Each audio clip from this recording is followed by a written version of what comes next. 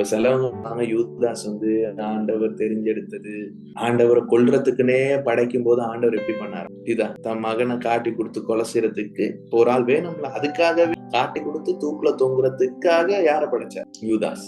அது கடவுள்ல சாத்தியமாக மாட்டேன். நான் சொல்லியிருக்கேன், அவனுடைய ஆர்ட் வேல்யூஸ்ல எதை விரும்பிச்சோ அதை செய்யறதுக்கு அவனை யூஸ் பண்ணிக்கிட்டான். ஆனா பிதா எவ்வளவு நல்லவர்னு நான் உங்களுக்கு சொல்றேன்.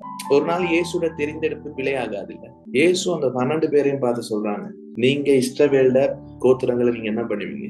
நியாயம் விசாரிப்பீங்க அப்படின்னு சொல்லும் போது, அந்த நியாயம் விசாரிக்கிறதுல யார் இருப்பான்னு நினைக்கிறீங்க? நான் நினைக்கிறேன் யூதாஸ் இருப்பாங்க. வெளிப்படுத்தல் ஒரு வசனம் இருக்குல்ல, நகரத்தின் மதிலுக்கு 12 அஸ்திவார கற்கள் இருந்தது. அவைகள் மேல் ஆட்டுக்குட்டியானவருடைய 12 அப்போஸ்தலரின் 12 நாமங்களும் பதிந்திருந்தன. அந்த கற்கள்ல யாரோட பேரும் பரலோகத்துல இருக்கிறத யோவான் பார்க்கிறார். யூதாஸ் பேரும் இருக்கும். கைவிட மாட்டார், அழிக்க மாட்டார். அவ்வளவு ஒரு நல்ல அப்பிதான் புரிஞ்சுக்கணும். ஏன்னா அவன் இயேசுவின் அப்போஸ்தலன்.